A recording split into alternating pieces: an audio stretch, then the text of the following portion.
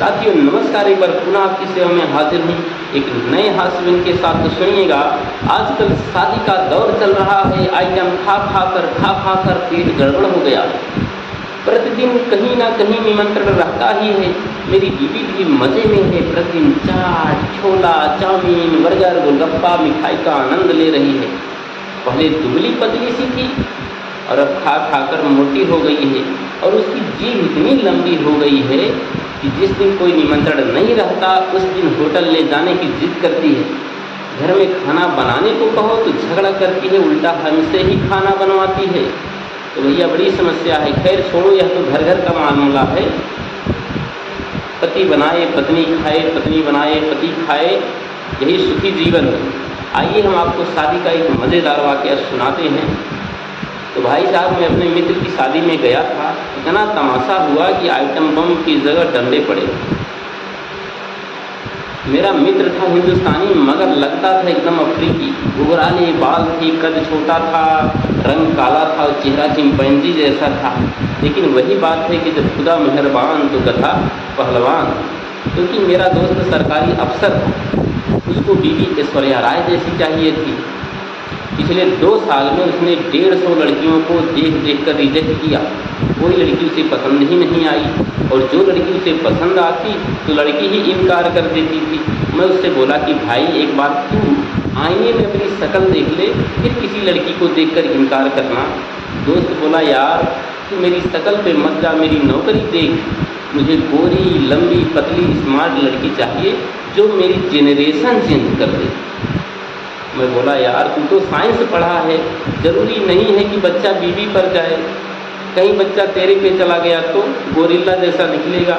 दोस्त बोला, यार तू ऐसी बात मत बोला कर, मुझे ऐसा घटिया मजाक नहीं पसंद है। कुछ दिन बाद मेरे दोस्त का फ़ोन आया कि भैया शादी फिक्स हो गई है, आपको बारात चलना है। मैं पूछ लिया कि अरे भाभी जी कैसी हैं। वह चाहते हुए बोला कि भैया एकदम ऐश्वर्या राय की टू कॉपी हैं। मैं कहा, यार फ़ोटो तो भेज देते। वह बोला, नहीं वहीं स्टेज पर देखना, जयमाल वाले स्टेज पर।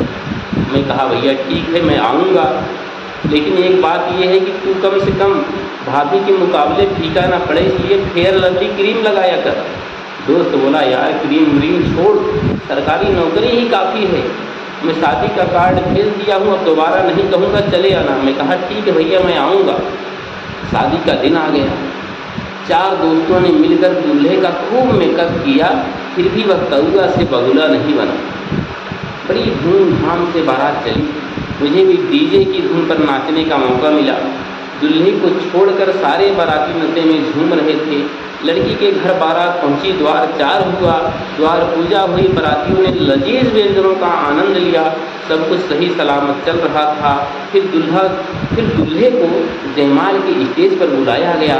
जितनी महिलाएं थी सब दूल्हे को देखकर कानाफूसी करने लगी।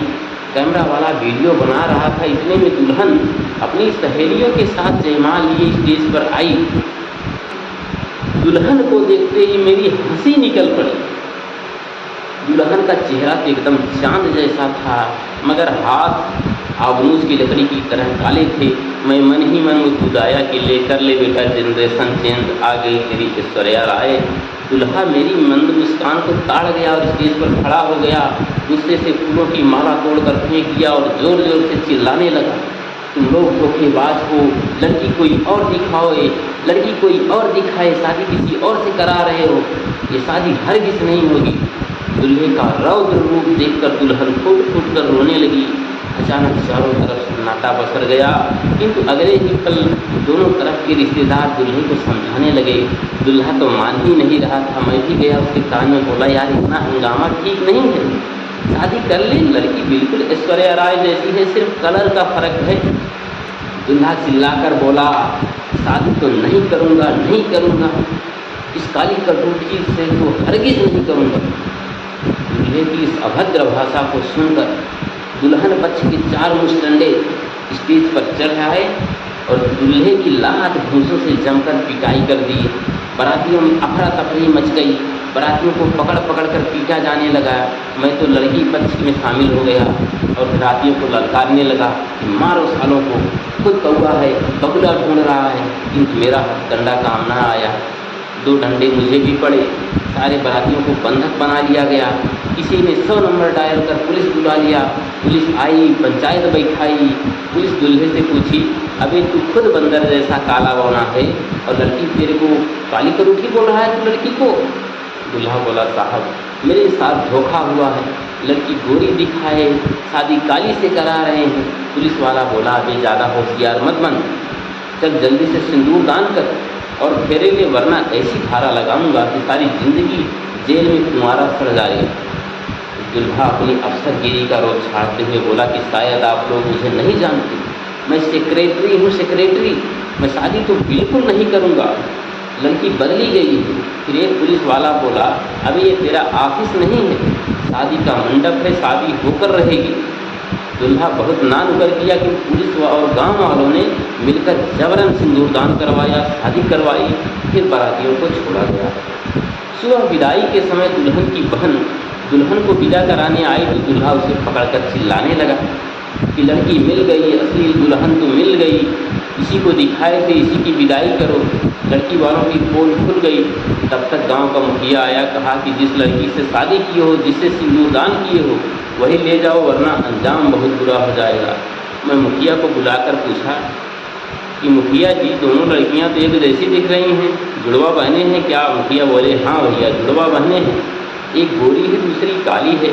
गोरी को दिखाए थे, काली को पकड़ाए हैं, क्योंकि समाज में ऐसे लोगों को सबक सिखाना बहुत ज़रूरी है जो नौकरी के नशे में सैकड़ों लड़कियों को देखकर रिजेक्ट कर देते हैं। सुबह दूल्हा दुल्हन लेकर ससुराल आया, उसका मुंह लटका हुआ था। मैं उससे पूछा कि अबे अब उदास क्यों है, शादी हो गई है तेरी? दूल्हा बोला, यार मेरे साथ धोखा हुआ है। मैं बोला, कैसा धोखा हुआ है? तो कहा, आईफोन दिखाकर EMI पकड़ा दिए हैं, अब मेरी जनरेशन का क्या होगा? मैं बोला, यार तू चिंता मत कर, हम लोग किस लिए हैं? दोस्त बोला, यार तू हरदम मजाक करता है। मैं बोला, मजाक नहीं मैं कर रहा हूँ, नौकरी ही सब कुछ नहीं होती है, ज़रूरी नहीं है कि हर बार लंगूर अंगूर खाए, कभी कभी कंदमूल भी खाना पड़ता है। तो कैसा लगा दोस्तों? जैसा भी लगा हो ज़रूर बताना। और हाँ, अपनी इज्जत मान मर्यादा और सामाजिकता और सौहार्द को बनाकर रखें और इसी तरह हंसते रहें, मुस्कुराते रहें। सुनने के लिए बहुत बहुत धन्यवाद।